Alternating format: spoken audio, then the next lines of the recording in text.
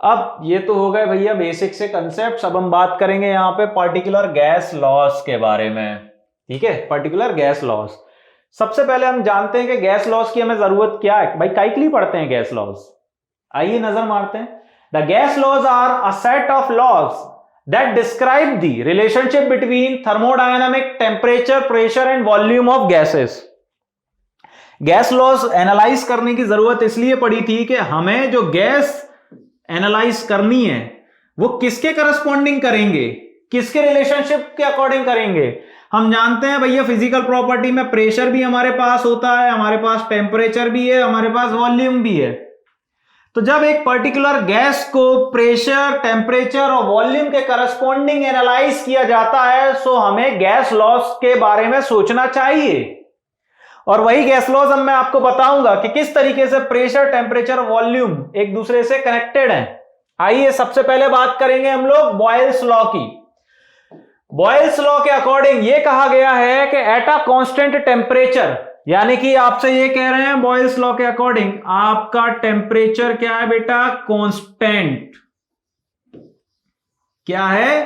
Constant है temperature. अब temperature constant है तो कॉमन सेंस की बात है, रिलेशन किसके बीच में आएगा? Relation in between what? Relation आएगा प्रेशर और वॉल्यूम के करस्पॉन्डिंग, प्रेशर एंड वॉल्यूम। ये कहानी है। अरे सीधी सिंपल सी बात है, टेम्परेचर कांस्टेंट तो अब रिलेशनशिप प्रेशर और वॉल्यूम के करस्पॉन्डिंग आएगा।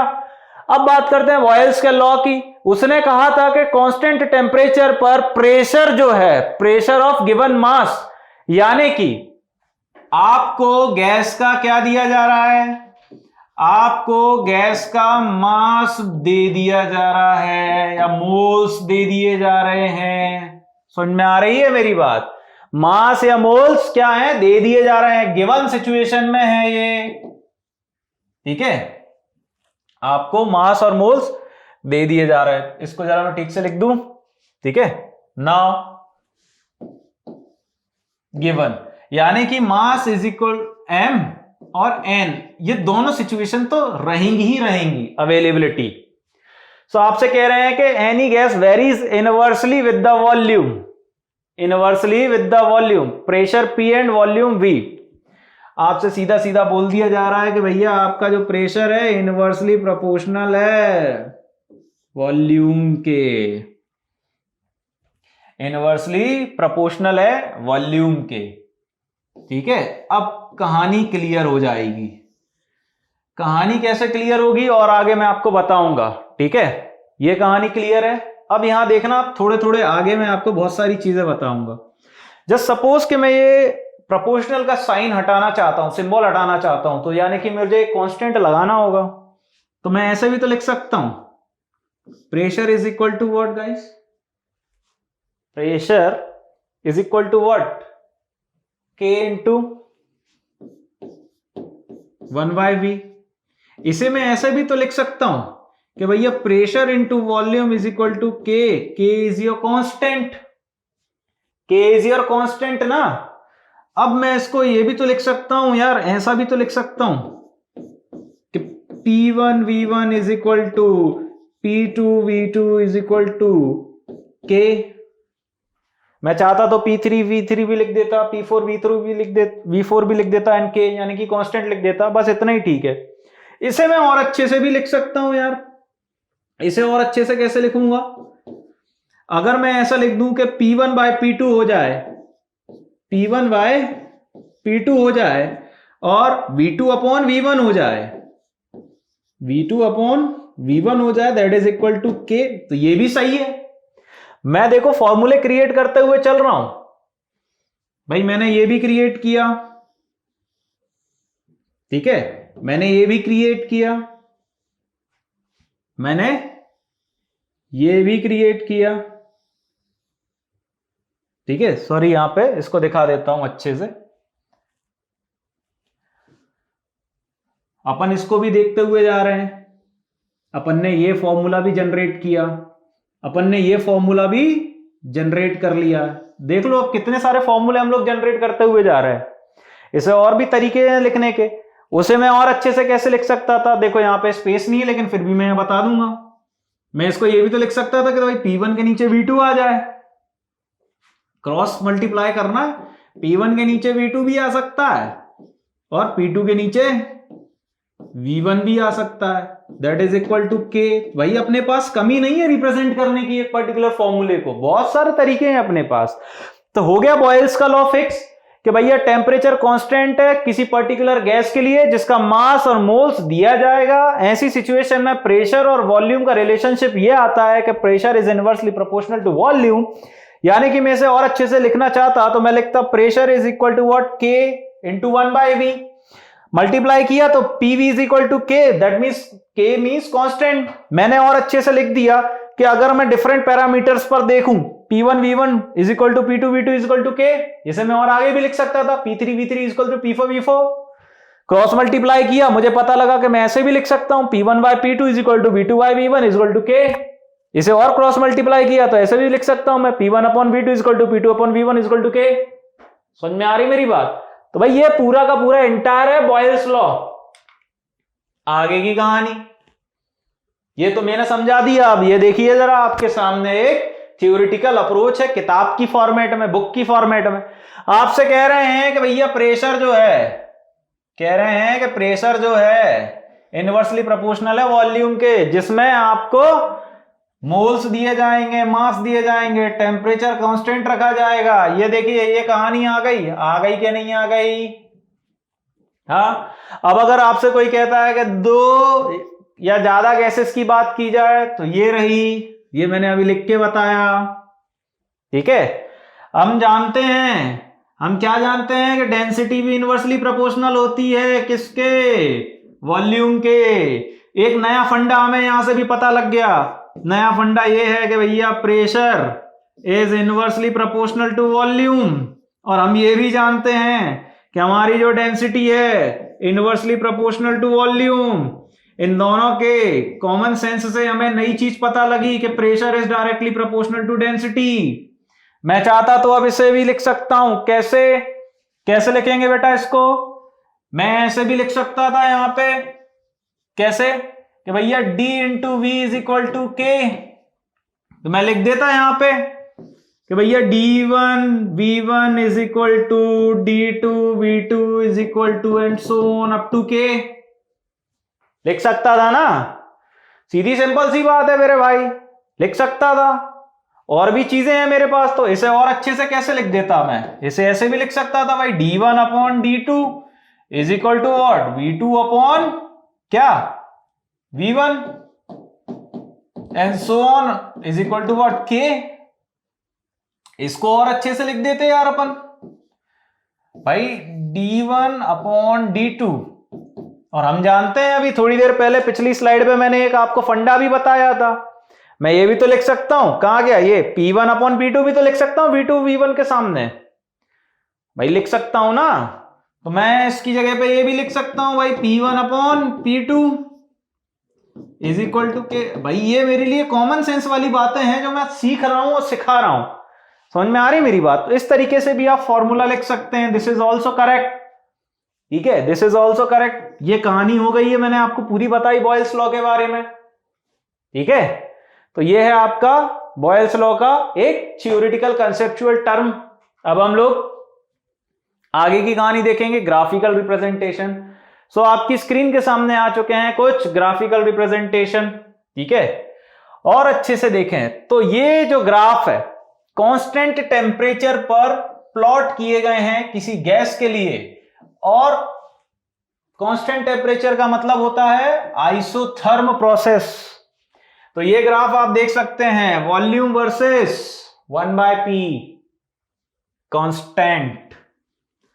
ये है आपका वॉल्यूम और प्रेशर के बीच दो डिफरेंट टेम्परेचर पर, जिसमें T2 is greater than T1 show किया गया है। ये T1 का ग्राफ और वो T2 का। ये है आपका किसका ग्राफ, यहां पे सॉरी ये P दिखा हुआ है ना, तो यहां पे अपन कर देते हैं 1/, जस्ट अ मिनट, ये टेम्परेचर वर्सेस प्रेशर का, ठीक है। और ये आपके आ गए बाकी के ग्राफ, log P और P का, ये log P और 1/V का ग्राफ, ठीक है, इस तरीके से आपको देखना है। ये आपके ग्राफ्स हैं जो कि आपको समझने ही है। ठीक है, पहले ग्राफ की बात करें तो ये पहला ग्राफ रिप्रेजेंटेशन क्या दे रहा है कि भैया वॉल्यूम इज इनवर्सली प्रोपोर्शनल।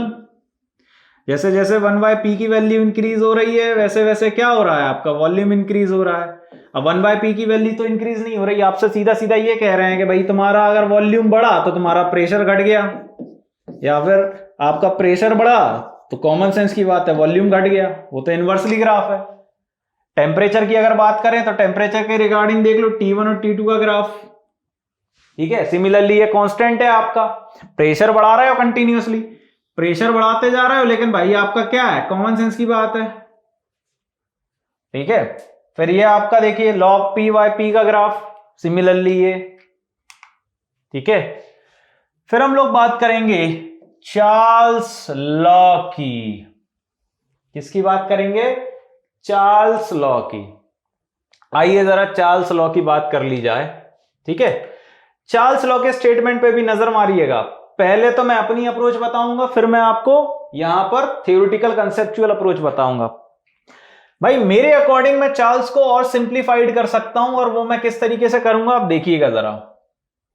मैं कहना चाहता हूं कि चार्ल्स से पता लगा कि कांस्टेंट प्रेशर की कहानी है। किसकी कहानी है भाई, कांस्टेंट प्रेशर की कहानी है, कांस्टेंट प्रेशर की। तो मुझे यह भी पता लगा कि रिलेशनशिप बिटवीन व्हाट,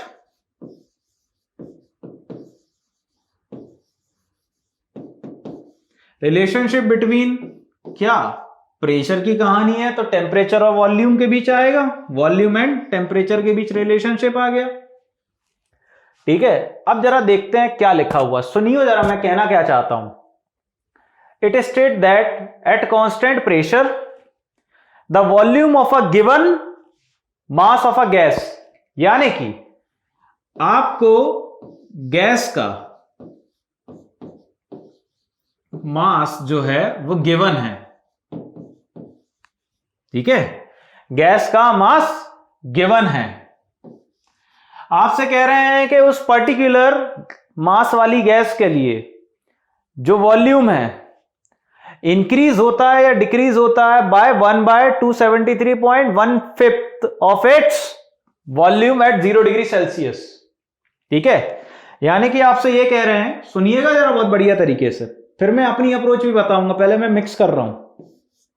आपसे ये कह रहे हैं कि भैया टेम्परेचर जो है, ठीक है, 0 डिग्री सेल्सियस है, 0 डिग्री सेल्सियस पर एक गैस अवेलेबल है। ठीक है, गैस का मास गिवन है। ठीक है, अब उस गैस का जो वॉल्यूम है, गैस का जो वॉल्यूम है वो इंक्रीज और डिक्रीज होगा बाय दिस वैल्यू, या तो वो इंक्रीज या तो वो decrease by this value. This value what, 273.1/5। ठीक है, फॉर एवरी राइज और fall of 1 degree in temperature. For, सुनना मेरी बात, इसको और अच्छे से देखेंगे तो कैसे देखेंगे, यहां पे आपसे ये कह रहे हैं कि अगर टेम्परेचर 0 डिग्री से अगर मान लो 1 डिग्री हो गया, 0 डिग्री से अगर टेम्परेचर 1 डिग्री हो गया, तो ये जो गैस है, ये जो गैस है इसका जो वॉल्यूम है, ये जो गैस है इसका जो वॉल्यूम है, या तो वो इंक्रीज होगा या तो वो डिक्रीज होगा बाय दिस वैल्यू। 1 डिग्री पे आइए, 2 डिग्री पे आइए, 3 डिग्री पे आइए, 1 डिग्री का टेम्परेचर आपका इस वैल्यू के अकॉर्डिंग इंक्रीज या डिक्रीज कर सकता है आपके वॉल्यूम को। समझ रहे हैं, पहले 0 डिग्री था, 0 डिग्री था, 0 से 1 पे गए, आपका वॉल्यूम इंक्रीज या डिक्रीज हो सकता है by this value for a particular given gas, जिसका मास भी दिया होगा। तो ये कहानी है। तो कहानी के अकॉर्डिंग आपसे ये भी कह रहे हैं कि relationship between volume and temperature, यानी कि टेम्परेचर पे डिपेंड कर रहा है वॉल्यूम का राइज और फॉल। अगर temperature increase volume increase, temperature decrease volume decrease. अगर 0 डिग्री सेल्सियस से 1 माइनस आ जाए volume decrease by this part. अगर 0 डिग्री सेल्सियस से 1 डिग्री हो जाए वॉल्यूम इंक्रीज, क्यों? टेम्परेचर इंक्रीज, वॉल्यूम कितना इंक्रीज? By this part. ये कॉमन सेंस की कहानी है। तो कह रहा है कि relationship between V and T, और वो क्या है? वो ये है कि volume is directly proportional to temperature. याद रखें मेरी कहानी, मेरी बात को याद रखेंगे आप, ठीक है? तो ये है, ये तो आपका अलग वैरायटी से निकाला गया है, लेकिन मैं आपको अपना तरीका भी दिखाऊंगा। पहले हम देखेंगे ये वाली बात, ठीक है? तो सबसे पहले हम मान लेते हैं कि हमारा वॉल्यूम 0 पे था, फिर हमारा वॉल्यूम 1 पे आ गया, यानी कि हम लोगों ने टेम्परेचर रेज किया है। क्या हो जाएगा? 1 प्लस दिस यूनिट, ये जुड़ जाएगी। भाई मोल्स गिवन है, मोल्स मतलब मास गिवन है गैस का, दैट मींस मोल्स गिवन है, प्रेशर कांस्टेंट है ही। तो अब हम बात कर क्या रहे हैं भाई? डिफरेंस की ना। इनिशियल क्या था, फाइनल क्या हुआ, कितने से बढ़ गया? 1 में ये जोड़ दिया, बाय दिस पार्ट ही तो इंक्रीज हो रहा है। क्रॉस मल्टीप्लाई किया, क्रॉस मल्टीप्लाई करेंगे तो क्या होगा? VT is equal to what guys? ठीक है, ये आप इसको VT मान लीजिए, 1 लिखा हुआ है, इसको T मान लो। VT is equal to what? 0 multiplied by this. तो और अच्छे से कैसे लिखेंगे इसका? Multiply by this. अरे मैथमेटिक्स लग रही है, इस तरीके से लिख सकते हैं भाई, बिल्कुल लिख सकते हैं, ठीक है? इस तरीके से रिलेशनशिप आएगा आपका, ठीक है? सो आपसे ये कह रहे हैं कि 0 degree Celsius, 0 degree Celsius on the Celsius scale is equal to what? 273.15 kelvin. हम जानते हैं भाई absolute temperature at the kelvin और एब्सोल्यूट स्केल, वही वाली बात जो मैंने अभी कही। सो TT यहां पे क्या है? टेम्परेचर इन केल्विन स्केल, यानी कि ये कहानी है। अगर आपको डिग्री सेल्सियस को केल्विन में कन्वर्ट करना है तो करना क्या है? 273.15 में वो डिग्री वाला टेम्परेचर जोड़ दो, आपका केल्विन में आंसर आ जाएगा, ठीक है? सो लास्ट इक्वेशन से हमें पता लगा क्या? VT upon V0 is equal to what? TT upon T0। क्यों? अरे भैया अभी थोड़ी देर पहले ही तो बताया था, V is directly proportional to T। Common sense वाली बातें हो रही ना, ये कॉमन सेंस वाली बात हो रही। क्रॉस मल्टीप्लाई करेंगे तो ऐसे भी लिख सकते हैं। अब मेरी कहानी क्या कहती है? मेरी कहानी ये कहती है, मेरी कहानी ये कहती है कि भैया एट कांस्टेंट प्रेशर। अब मैं अपनी कहानी बता रहा हूं, मैं कैसे चार्ल्स लॉ को समझ सकता हूं और समझा सकता हूं वो देखना है। एट कांस्टेंट प्रेशर आप देखना क्या चाह रहे हैं? रिलेशनशिप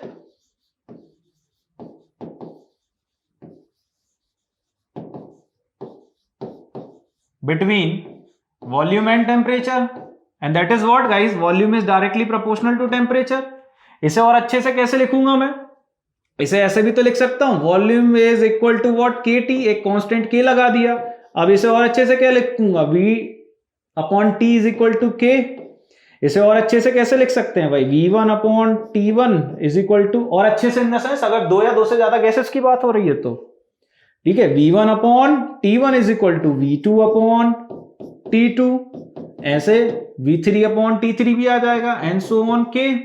क्रॉस मल्टीप्लाई करें तो ऐसे भी तो लिख सकते हैं, V1 upon V2 is equal to what? T1 upon T2। आया ना? लिख सकते हैं भाई, कॉमन सेंस वाली बात हो रही है यार, कॉमन सेंस वाली बात हो रही है। अब देखो यहां पे थ्योरेटिकल लैंग्वेज कितनी टफ लग रही थी और यहां मैंने कितनी आसानी से समझा दिया चार्ल्स लॉ को, ठीक है? ये पूरी की पूरी कहानी। जरा वापस चलते हैं पिछली स्लाइड पे। ये देखो ये क्या चीज लिखी हुई है, इतनी खतरनाक चीज है कि बच्चे का भेजा हिल जाए। है क्या लिखा हुआ है? मैंने क्या किया है, बहुत बढ़िया तरीके से प्यार मोहब्बत से आपको ये सारी चीजें बहुत कंसाइज फॉर्म में दे दी, ठीक है? इस फॉर्म में दे दी। तो भैया ये क्या है हमारा? ये चार्ल्स लॉ का एक कंसाइज फॉर्मेट है, चार्ल्स लॉ का कंसाइज फॉर्मेट है। ये सारी कहानी ये सब मैंने लिख दी आई, कॉमन सेंस वाली बातें हो रही हैं सब। ये ग्राफिकल रिप्रेजेंटेशन है भाई चार्ल्स लॉ का। पहला ग्राफ देखिए, volume versus T temperature. Second graph है volume versus T degree Celsius में, भाई ये केल्विन में है, वो डिग्री सेल्सियस में है। डिग्री सेल्सियस में हम क्या करेंगे, -273.15 ले लेंगे, पैरामीटर है। और ये log v versus log t का ग्राफ है। ये वैल्यू भी यहीं से स्टार्ट हो रही है, ऐसे स्टार्ट हो रही है।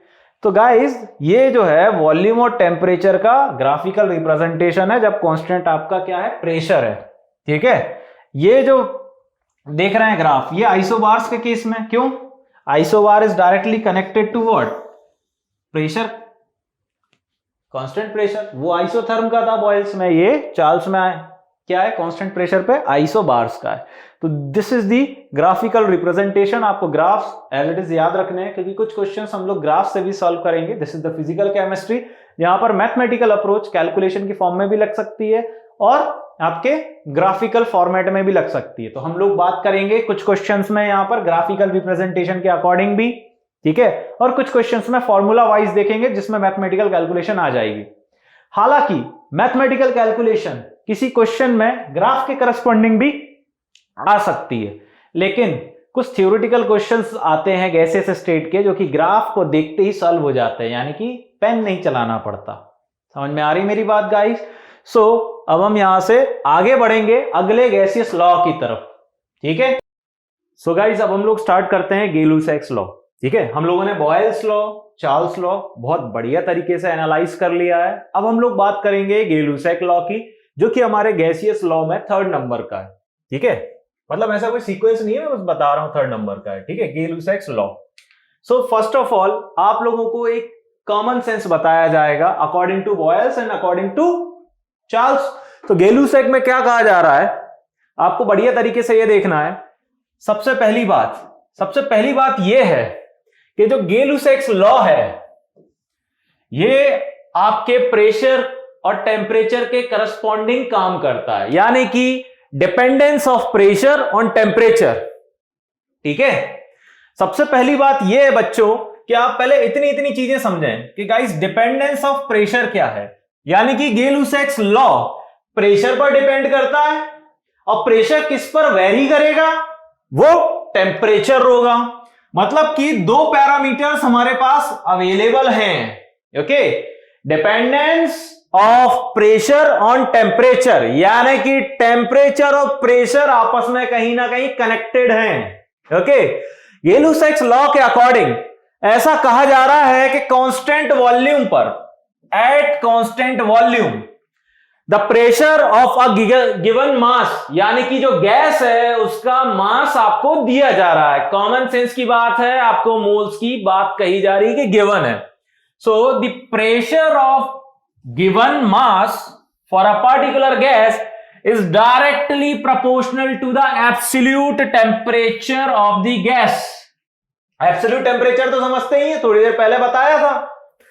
So मैं ये कहना चाहता हूं कि भाई अब ये तो हो गई कंसेप्चुअल बात थियोरेटिकल लैंग्वेज में। अब जरा मेरा पर्सपेक्टिव समझो जरा। मैं कहना चाहता हूं कि भैया गay-Lussac ने कहा कि कांस्टेंट वॉल्यूम, ठीक है, एट कांस्टेंट वॉल्यूम आपका रिलेशन किसके किसके बीच में आया, आपका रिलेशन जनरेट हो रहा है किसके बीच में, प्रेशर और टेम्परेचर के बीच में।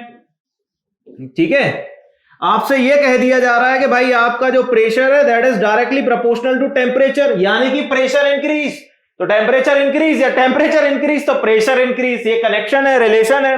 अगर मैं इसको और अच्छे से लिखना चाहूं तो कैसे लिख सकता हूं, अगर मैं डायरेक्टली प्रोपोर्शनल का साइन हटाऊं तो that is P is equal to K, that is your constant into T। सही है, अब इसको और अच्छे से कैसे लिख सकते हैं भाई, P upon T is equal to what guys, K।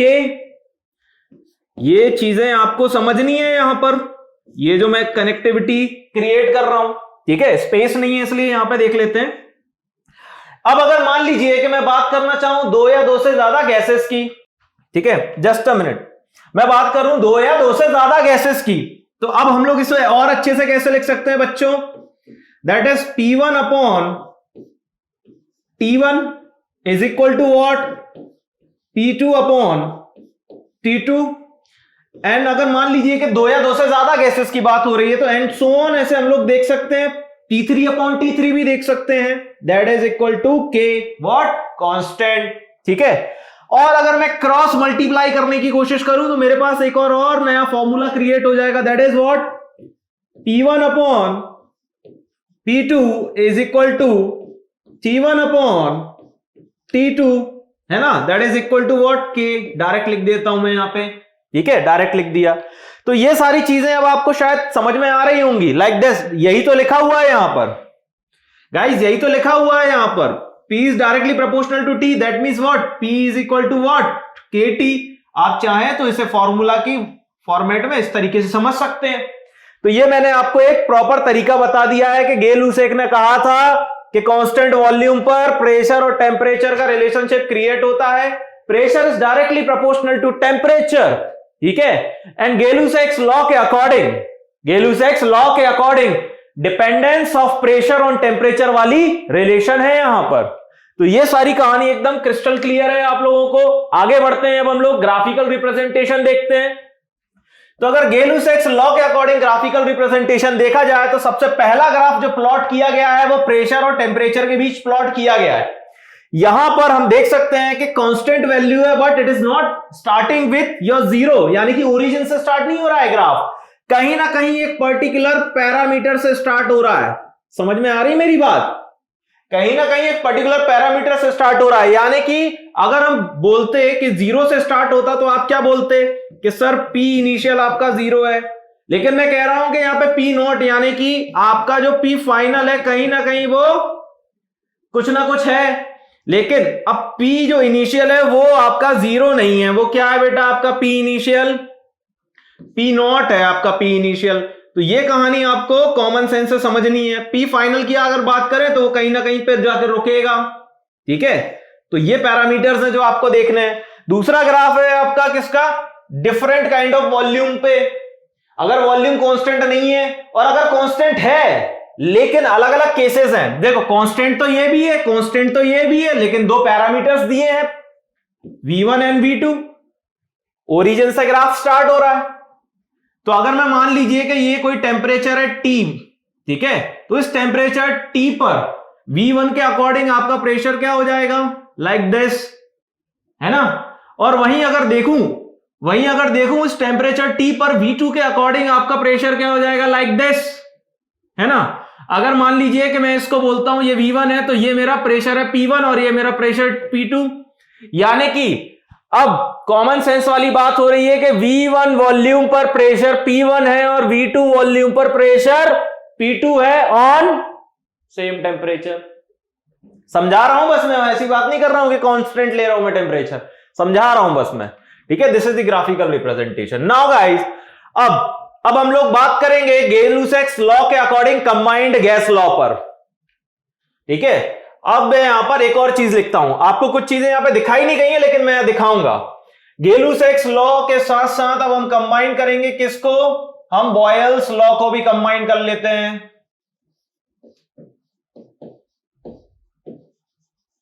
ठीक है। और अब हम चार्ल्स लॉ को भी कंबाइन कर लेते हैं,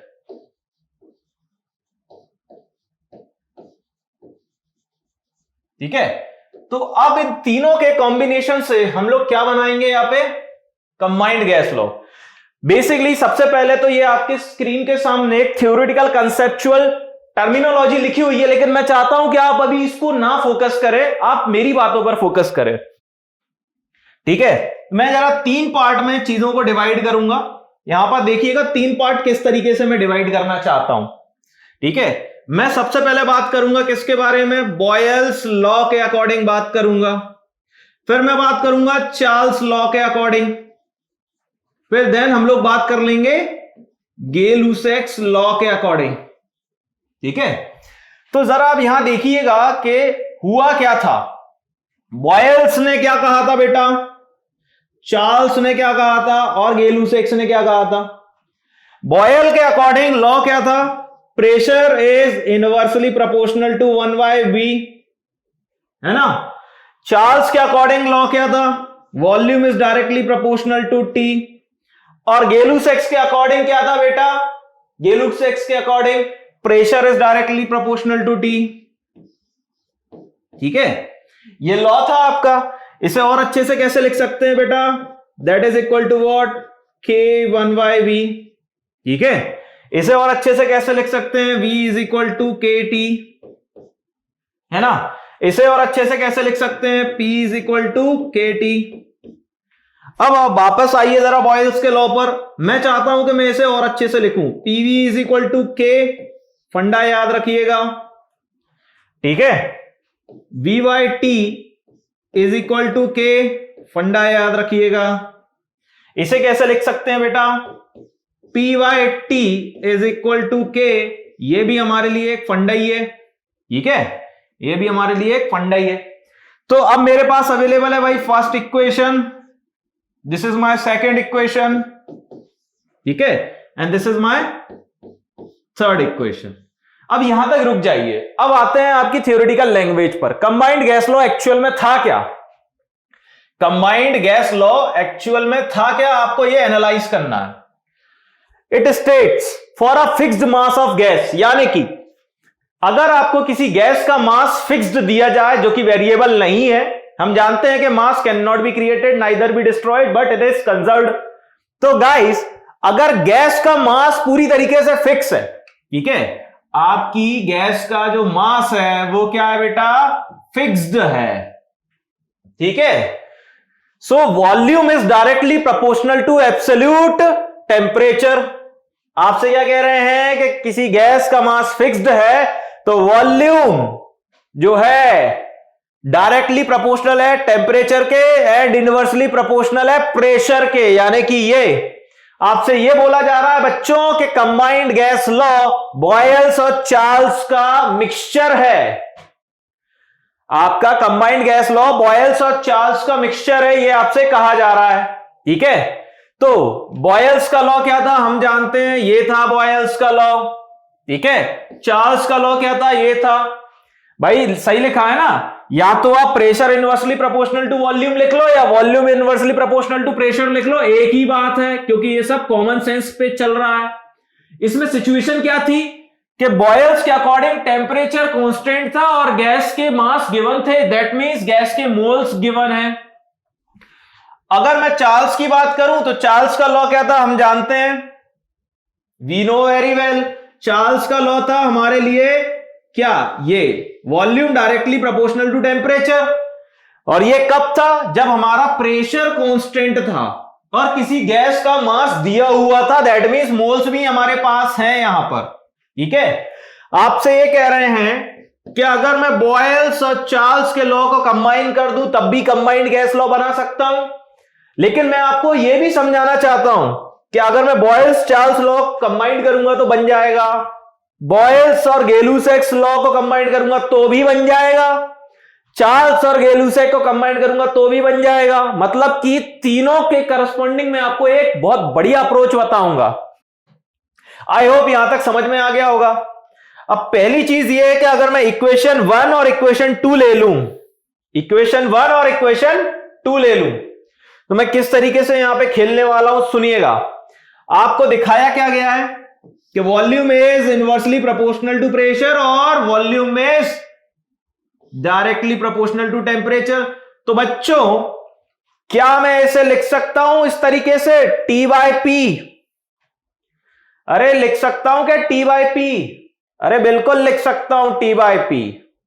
कैसे? इन दोनों के कॉम्बिनेशन से। T/P मैं इस दोनों के कॉम्बिनेशन से लिख सकता हूं, ठीक है। तो हमारे पास कंबाइंड गैस लॉ आ जाएगा PV/T is equal to K। और अगर दो या दो से ज्यादा गैसेस हो गई तो P1V1/T1 is equal to P2V2/T2।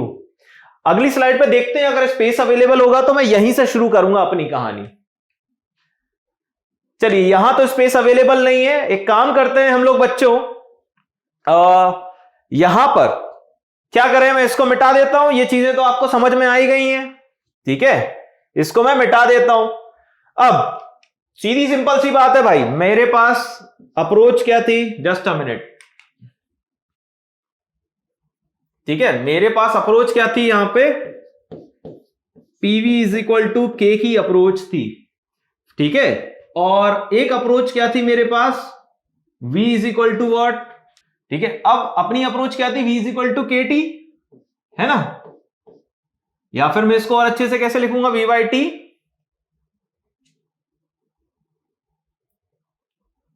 V by T is equal to K.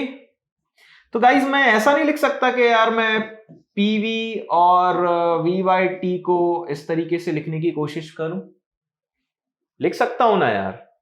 तो अगर मैं चाहूं तो इसे और अच्छे से कैसे लिखूंगा, सोचो जरा। इसे ऐसे भी तो लिख सकते हैं ना, सही लिख रहा हूं मैं?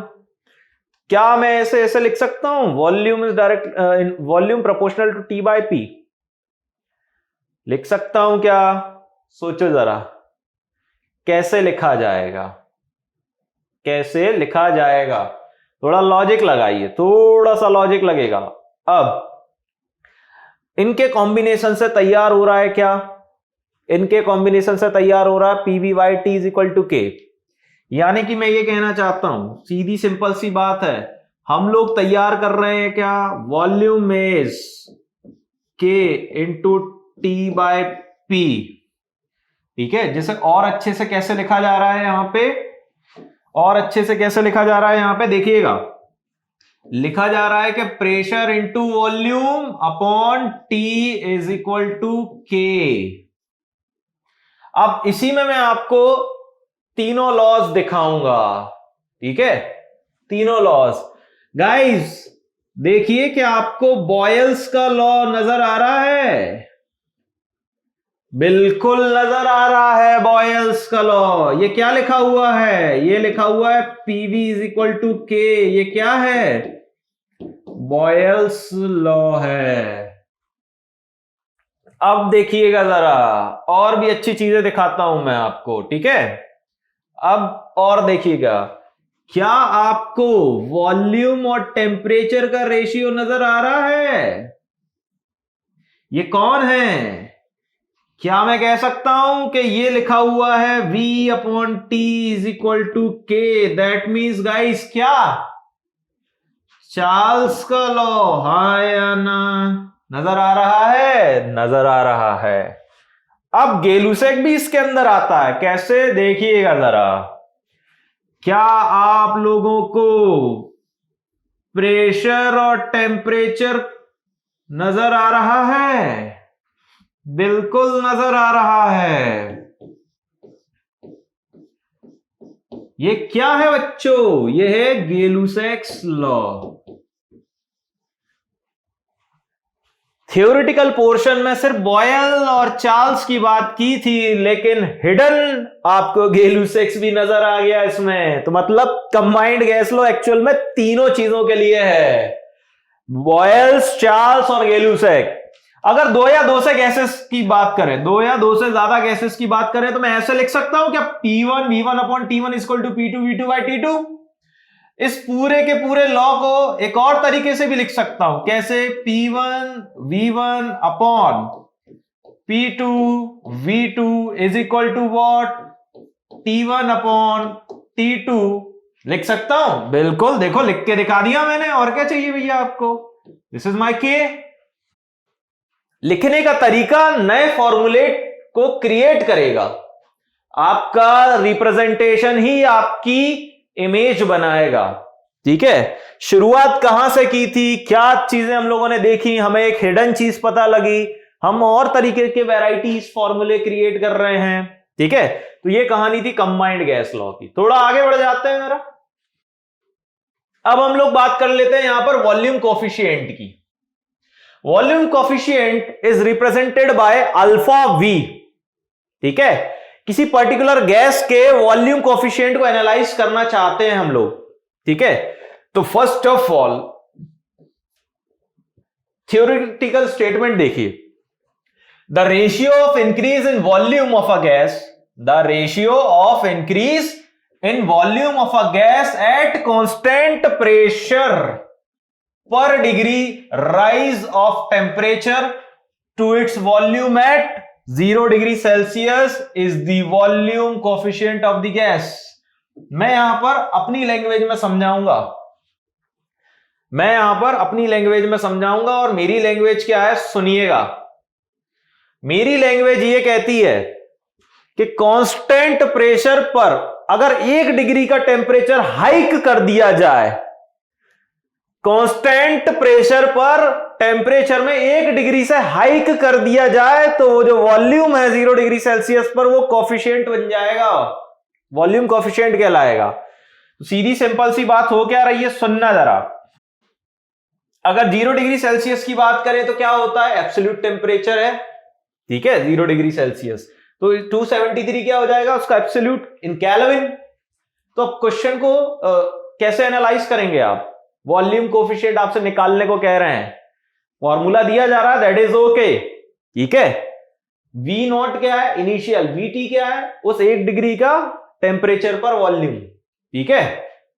अब जरा थोड़ा सा लॉजिकली सुनना और समझना मैं कहना क्या चाहता हूं, ठीक है।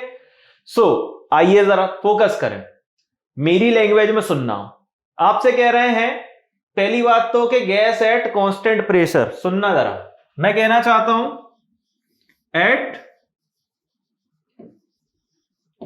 कांस्टेंट प्रेशर, ठीक है, ये कहानी मैंने क्लियर कर दी। कांस्टेंट प्रेशर पर डिग्री राइज ऑफ टेम्परेचर, मतलब कि आपका जो टेम्परेचर है ये पर डिग्री राइज कर रहा है, क्या हो रहा है, पर डिग्री राइज कर रहा है, इंक्रीज हो रहा है, पर डिग्री इंक्रीज हो रहा है, ठीक है, to its volume at 0 degree Celsius. अगर पहले कोई, मान लीजिए कि आपका टी इनिशियल कितना था 0 डिग्री सेल्सियस पर, तो अगर मैं आपको बोल दूं कि 1 डिग्री पे आया, तो अगर मैं T1 बोल दूं इसको, तो ये टेम्परेचर 1 डिग्री का हो जाएगा। अगर मैं इसको बोल दूं कि भैया T2 पे आ जाओ, ठीक है, तो ये 2 डिग्री हो जाएगा, पर डिग्री राइज करना है, ठीक है। सो पर degree rise of temperature is the volume coefficient of the gas. तो अब क्या हो रहा है, आपका वॉल्यूम इंक्रीज हो रहा है, यानी कि 0 पर आपका वॉल्यूम कुछ था लाइक VI, ठीक है, T1 पे मान लीजिए V1 हो गया वॉल्यूम, T2 पे V2 हो गया वॉल्यूम, और वॉल्यूम क्या हो रहा है, करस्पॉन्डिंग इंक्रीज हो रहा है। तो ये कहानी है, ओके।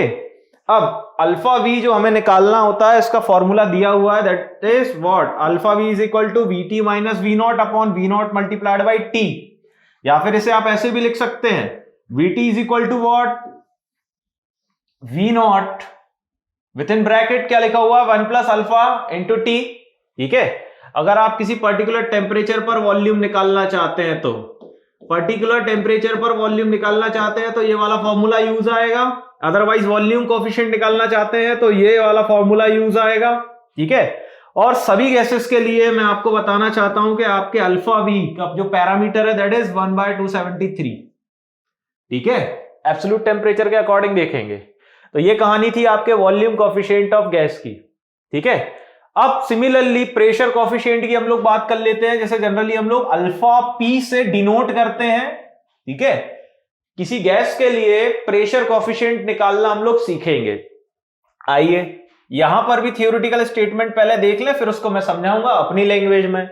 यहां लिखा है the ratio of increase in pressure, वहां लिखा था वॉल्यूम, यहां लिखा है प्रेशर, यानी कि प्रेशर इंक्रीज हो रहे हैं। The ratio of increase in pressure of the gas at constant volume, यहां वॉल्यूम क्या है बेटा, कांस्टेंट, बाकी कहानी सेम है, पर degree rise of temperature to its pressure, 0 degree Celsius is the pressure coefficient of the gas. तो सीधी सिंपल सी कहानी है, आपसे ये कह रहे हैं कि बच्चों आपका वॉल्यूम जो है इस बार कांस्टेंट है एट कांस्टेंट वॉल्यूम, ठीक है। आपके पास कोई टेम्परेचर था इनिशियल, फिर आप T1 पे गए, ठीक है, फिर आप T2 पे गए, Ti पर मान लीजिए कि आपके पास कोई प्रेशर रहा होगा, लाइक PI बोल दे रहा हूं मैं, T1 पर कोई प्रेशर रहा होगा P1, और T2 पर कोई प्रेशर रहा होगा P2, जो कि करस्पॉन्डिंगली इंक्रीज हो रहा है। क्यों? क्योंकि आप कर क्या रहे हैं कि आपका पर डिग्री राइज हो रहा है टेम्परेचर, टेम्परेचर जो है पर डिग्री राइज हो रहा है, 0 से 1 डिग्री, 1 डिग्री से 2 डिग्री, 2 डिग्री से 3 डिग्री, ठीक है। तो ऐसी सिचुएशन में एक फॉर्मूला आपके पास अवेलेबल है, that is what, alpha P is equal to PT minus P nought upon P nought multiplied by T, यानी कि प्रेशर कॉफिशिएंट का एक फॉर्मूला दिया हुआ है। लेकिन अगर आपसे पूछते हैं किसी क्वेश्चन में कि वो जो पर डिग्री राइज टेम्परेचर था, तो उस पर्टिकुलर टेम्परेचर पर प्रेशर क्या होगा, तो फॉर्मूला करेंगे ये वाला use, PD is equal to P nought multiplied with 1 plus alpha P into T. ठीक है, ये भी सभी गैसेस के लिए एप्लीकेबल है। जिस तरीके से अल्फा वी यानी कि वॉल्यूम कॉफिशिएंट की वैल्यू 1/273 थी, सिमिलरली यहां पर भी वही रहेगी। ठीक है, तो ये था आपका प्रेशर कॉफिशिएंट। ये दोनों चीजें आपको याद रखनी है, क्वेश्चंस इस तरीके से पूछे जा सकते हैं। अब हम लोग बात करते हैं एवोगैड्रो लॉ की। ठीक है, सो एवोगैड्रो लॉ की जो कहानी आ रही है, एवोगैड्रो लॉ की जो कहानी आ रही है, ठीक है। अच्छा, ये गेलुसेक्स लॉ तो हमारा हो गया खत्म, अब हमें नहीं पढ़ना ये सब अब। ठीक है, हेडिंग आती जा रही, कोई दिक्कत नहीं। एवोगैड्रोस लॉ की अगर बात करें, सो एवोगैड्रो लॉ में देखें जरा क्या कह रहा है Avogadro law, equal volume of any two gases. सुनना मेरी बात, मैं यहां पे बढ़िया तरीके से आपको एक्सप्लेन करूंगा। ठीक है, इतना इतना स्पेस हम ले लेते हैं हमारे यूज के लिए। आपसे गैस कह रहा है, आपके पास गैस कितनी है बेटा, आपके पास गैस है 2 सेम गैस या डिफरेंट गैस, व्हाटएवर, हमें अभी इस बारे में बात नहीं करनी है। Equal volume of any two gases, मान लीजिए कि आपके पास 2 गैसेस है, like what, A and B. A का वॉल्यूम है V1 और बी का वॉल्यूम है V2 और दोनों वॉल्यूम बराबर हैं, यानी कि V1 is equal to V2। ठीक है, at the same temperature and pressure. ये जो वॉल्यूम है, यहां पर आपसे कह रहे हैं कि आपका कांस्टेंट क्या है, आपका प्रेशर और टेम्परेचर दोनों ही कांस्टेंट हैं, ये आपसे कहा जा रहा है। ठीक है, सो जिसमें same number of molecules available है, यानी कि गैस ए के मॉलिक्यूल्स अगर देखें, मॉलिक्यूल अगर देखें तो मान लीजिए कि वो XA है, और अगर मैं गैस B के बारे में बात करूं, ठीक है, किसके बारे में बात करूं, गैस B की, तो भैया जो गैस B के मॉलिक्यूल्स है, ठीक है, वो क्या है, XB। ठीक है, आपसे ये कह रहे हैं कि XA और XB बराबर हैं, सेम मॉलिक्यूल्स है। ठीक है, तो अब आपका एवोगैड्रो लॉ क्या कहता है, एवोगैड्रो लॉ ये कह रहा है कि कांस्टेंट प्रेशर और कांस्टेंट टेम्परेचर पर दो गैसेस के मॉलिक्यूल्स सेम अमाउंट में अवेलेबल हैं। ठीक है, तो सीधी सिंपल सी बात है, आपका रिलेशनशिप किसके अकॉर्डिंग बनेगा, आपका रिलेशनशिप बनेगा इसके अकॉर्डिंग, गैस के टोटल मॉलिक्यूल्स या गैस के मॉलिक्यूल और वॉल्यूम के बीच। तो रिलेशनशिप किसके बीच में आने वाला है, इसके और इसके। ये क्या है बेटा आपका, अब रिलेशन है। मॉलिक्यूल्स को कन्वर्ट कर लेंगे मोल्स में। तो अब मैं ये कहना चाह रहा था कि भैया एवोगैड्रो लॉ फिक्स हो गया है कि वो डिपेंड करता है गैस के मोल्स पर। इसे और अच्छे से कैसे लिखेंगे भाई, V is equal to K multiplied by N।